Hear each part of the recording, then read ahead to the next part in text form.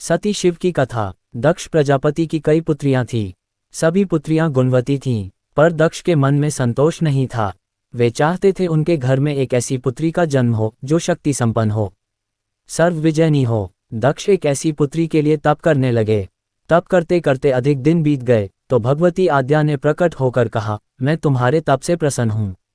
मैं स्वयं पुत्री रूप में तुम्हारे यहाँ जन्म धारण करूंगी। मेरा नाम होगा सती। मैं सती के रूप में जन्म लेकर अपनी लीलाओं का विस्तार करूंगी। फलतः भगवती आद्या ने सती रूप में दक्ष के यहाँ जन्म लिया। सती दक्ष की सभी पुत्रियों में अलौकिक थीं। उन्होंने बाल्यकाल में ही कई ऐसे अलौकिक कृत्य कर दिखाए थे जिन्हें देखकर स्वयं दक्ष को भी विस्मय की लहरों में डूब जाना पड़ा। जब सती विवाह योग्य हुई तो दक्ष को उनके लिए वर की चिंता हुई। उन्होंने ब्रह्मा जी से परामर्श किया। ब्रह्मा जी ने कहा, सती आद्या का अवतार हैं। आद्या आदिशक्ति और शिव आदि पुरुष हैं, अतः सती के विवाह के लिए शिव ही योग्य और उचित वर हैं। दक्ष ने ब्रह्मा जी की बात मानकर सती का विवाह भगवान शिव के साथ कर दिया। सती कैलाश में जाकर भगवान शिव के साथ रहने लगीं। यद्यपि भगवान शिव के दक्ष के जामाता थे, किंतु एक ऐसी घटना घटी जिसके कारण दक्ष के हृदय में भगवान शिव के प्रति बैर और विरोध पैदा हो गया। घटना इस प्रकार थी, एक बार ब्रह्मा ने धर्म के निरूपण के लिए एक सभा का आयोजन किया था। सभी बड़े बड़े देवता सभा में एकत्र थे। भगवान शिव भी एक ओर बैठे थे। सभा मंडल में दक्ष का आगमन हुआ। दक्ष के आगमन पर सभी देवता उठकर खड़े हो गए, पर भगवान शिव खड़े नहीं हुए। उन्होंने दक्ष को प्रणाम भी नहीं किया। फलतः दक्ष ने अपमान का अनुभव किया। केवल यही नहीं, उनके हृदय में भगवान शिव के प्रति ईर्ष्या की आग जल उठी। वे उनसे बदला लेने के लिए समय और अवसर की प्रतीक्षा करने लगे। भगवान शिव को किसी के मान और किसी के अपमान से क्या मतलब? वे तो समदर्शी हैं, उन्हें तो चारों ओर अमृत दिखाई पड़ता है। जहां अमृत होता है वहां कड़वाहट और कसैलेपन का क्या काम?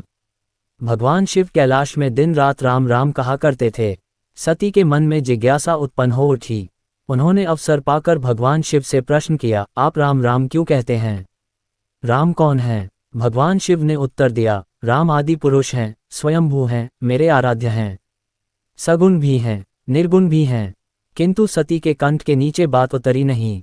वे सोचने लगी, अयोध्या के नृपति दशरथ के पुत्र राम आदि पुरुष के अवतार कैसे हो सकते हैं? वे तो आजकल अपनी पत्नी सीता के वियोग में दंडक वन में उन्मत्तों की भांति विचरण कर रहे हैं। वृक्ष और लताओं से उनका पता पूछते फिर रहे हैं। यदि वे आदि पुरुष के अवतार होते तो क्या इस प्रकार आचरण करते? सती के मन में राम की परीक्षा लेने का विचार उत्पन्न हुआ। सीता का रूप धारण करके दंडक वन में जा पहुंची और राम के सामने प्रकट हुई। भगवान राम ने सती को सीता के रूप में देखकर कहा, माता, आप एकाकी यहाँ वन में कहाँ घूम रही हैं? बाबा विश्वनाथ कहाँ हैं? राम का प्रश्न सुनकर सती से कुछ उत्तर देते न बना। वे अदृश्य हो गई और मन ही मन पश्चाताप करने लगी कि उन्होंने व्यर्थ ही राम पर संदेह किया। राम सचमुच आदि पुरुष के अवतार हैं। सती जब लौटकर कैलाश गईं तो भगवान शिव ने उन्हें आते देख कहा, सती, तुमने सीता के रूप में राम की परीक्षा लेकर अच्छा नहीं किया। सीता मेरी आराध्या हैं, अब तुम मेरी अर्धांगिनी कैसे रह सकती हो? इस जन्म में हम और तुम पति और पत्नी के रूप में नहीं मिल सकते। शिव जी का कथन सुनकर सती अत्यधिक दुखी हुई, पर अब क्या हो सकता था? शिव जी के मुख से निकली हुई बात असत्य कैसे हो सकती थी? शिव जी समाधिस्थ हो गए।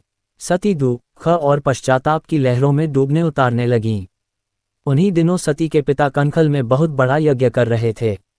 उन्होंने यज्ञ में सभी देवताओं और मुनियों को आमंत्रित किया था, किंतु शिव जी को आमंत्रित नहीं किया था, क्योंकि उनके मन में शिव जी के प्रति ईर्ष्या थी।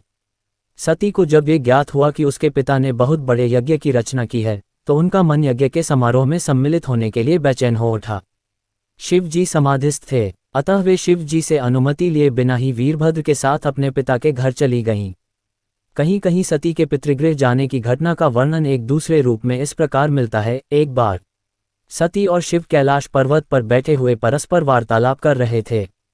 उसी समय आकाश मार्ग से कई विमान कनखल की ओर जाते हुए दिखाई पड़े। सती ने उन विमानों को देखकर भगवान शिव से पूछा, प्रभो, ये सभी विमान किसके हैं और कहाँ जा रहे हैं? भगवान शक्र ने उत्तर दिया, आपके पिता ने यज्ञ की रचना की है। देवता और देवांगनाएं इन विमानों में बैठकर उसी यज्ञ में सम्मिलित होने के लिए जा रहे हैं। सती ने दूसरा प्रश्न किया, क्या मेरे पिता ने आपको यज्ञ में सम्मिलित होने के लिए नहीं बुलाया? भगवान शंकर ने उत्तर दिया, आपके पिता मुझसे बैर रखते हैं, फिर वे मुझे क्यों बुलाने लगे? सती मन ही मन सोचने लगी, फिर बोली, यज्ञ के अवसर पर अवश्य मेरी बहनें आएंगी। उनसे मिले हुए बहुत दिन हो गए। यदि आपकी अनुमति हो तो मैं भी अपने पिता के घर जाना चाहती हूँ। यज्ञ में सम्मिलित हो लूंगी और बहनों से भी मिलने का सुअवसर मिलेगा। भगवान शिव ने उत्तर दिया, इस समय वहां जाना उचित नहीं होगा। आपके पिता मुझसे जलते हैं, हो सकता है वे आपका भी अपमान करें। बिना बुलाए किसी के घर जाना उचित नहीं होता। भगवान शिव ने उत्तर दिया, हाँ, विवाहिता लड़की को बिना बुलाए पिता के घर नहीं जाना चाहिए, क्योंकि विवाह हो जाने पर लड़की अपने पति की हो जाती है। पिता के घर से उसका संबंध टूट जाता है। किंतु सती पीहर जाने के लिए हठ करती रहीं, अपनी बात बार बार दोहराती रहीं। उनकी इच्छा देखकर भगवान शिव ने पीहर जाने की अनुमति दे दी। उनके साथ अपना एक गण भी कर दिया। उस गण का नाम वीरभद्र था। सती वीरभद्र के साथ अपने पिता के घर गईं, किंतु उनसे किसी ने भी प्रेमपूर्वक वार्तालाप नहीं किया। दक्ष ने उन्हें देखकर कहा, तुम क्या यहाँ मेरा अपमान कराने आए हो? अपनी बहनों को तो देखो, वे किस प्रकार भांति भांति के अलंकारों और सुंदर वस्त्रों से सुसज्जित हैं। तुम्हारे शरीर पर मात्र बाघंबर है। तुम्हारा पति श्मशानवासी और भूतों का नायक है। वह तुम्हें बाघंबर छोड़कर और पहना ही क्या सकता है? दक्ष के कथन से सती के हृदय में पश्चाताप का सागर उमड़ पड़ा। वे सोचने लगी, उन्होंने यहाँ आकर अच्छा नहीं किया।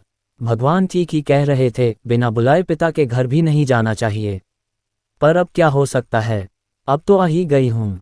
पिता के कटु और अपमानजनक शब्द सुनकर भी सती मौन रहीं। वे उस यज्ञमंडल में गईं जहाँ सभी देवता और ऋषि मुनि बैठे थे तथा यज्ञकुंड में धू धू करती जलती हुई अग्नि में आहुतियाँ डाली जा रही थीं। सती ने यज्ञमंडप में सभी देवताओं के तो भाग देखे, किंतु भगवान शिव का भाग नहीं देखा। वे भगवान शिव का भाग न देखकर अपने पिता से बोली, पितृश्रेष्ठ, यज्ञ में तो सबके भाग दिखाई पड़ रहे हैं, किंतु कैलाशपति का भाग नहीं है।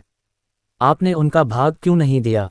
दक्ष ने गर्व से उत्तर दिया, मैं तुम्हारे पति कैलाश को देवता नहीं समझता। वह तो भूतों का स्वामी, नग्न रहने वाला और हड्डियों की माला धारण करने वाला है। वह देवताओं की पंक्ति में बैठने योग्य नहीं है। उसे कौन भाग देगा? सती के नेत्र लाल हो उठे। उनकी भौहें कुटिल हो गईं। उनका मुखमंडल प्रलय के सूर्य की भांति तेजोदीप्त हो उठा। उन्होंने पीड़ा से तिलमिलाते हुए कहा, ओह, मैं इन शब्दों को कैसे सुन रही हूँ, मुझे धिक्कार है। देवताओं, तुम्हें भी धिक्कार है। तुम भी उन कैलाशपति के लिए इन शब्दों को कैसे सुन रहे हो, जो मंगल के प्रतीक हैं और जो क्षण मात्र में संपूर्ण सृष्टि को नष्ट करने की शक्ति रखते हैं।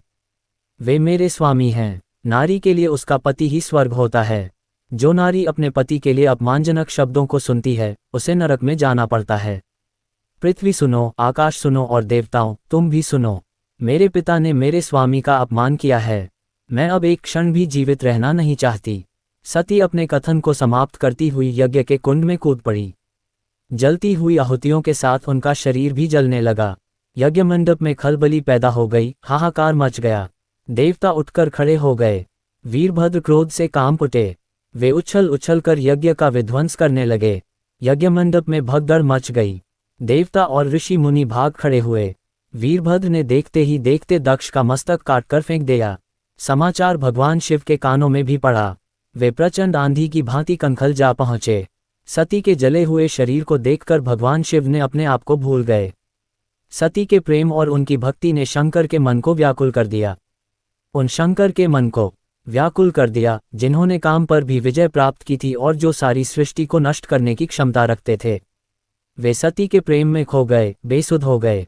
भगवान शिव ने उन्मत्त की भांति सती के जले हुए शरीर को कंधे पर रख लिया। वे सभी दिशाओं में भ्रमण करने लगे। शिव और सती के इस अलौकिक प्रेम को देखकर पृथ्वी रुक गई, हवा रुक गई, जल का प्रवाह ठहर गया और रुक गई देवताओं की सांसें। सृष्टि व्याकुल हो उठी। सृष्टि के प्राणी पुकारने लगे, पाहिमाम पाहिमाम। भयानक संकट उपस्थित देखकर सृष्टि के पालक भगवान विष्णु आगे बढ़े।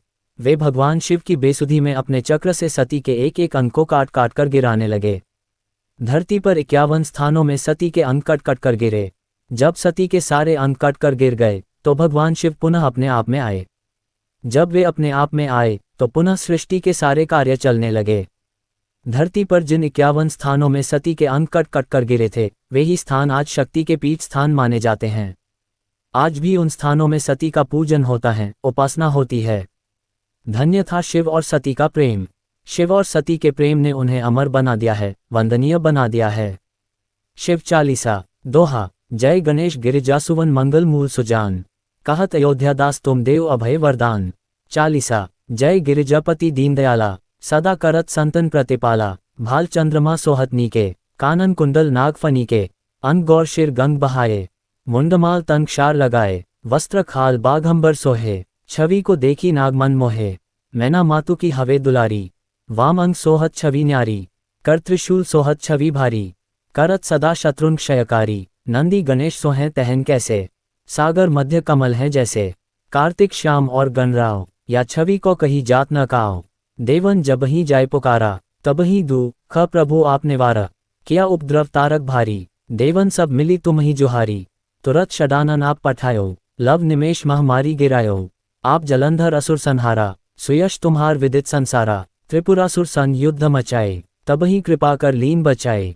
किया तपहि भागीरथ भारी, पूर्व प्रतिज्ञा तासु पुरारी। दानिन मह तुम सम को नाही, सेवक स्तुति करत सदाही। वेद माही महिमा तुम गाए, अकथ अनादि भेद नहीं पाए।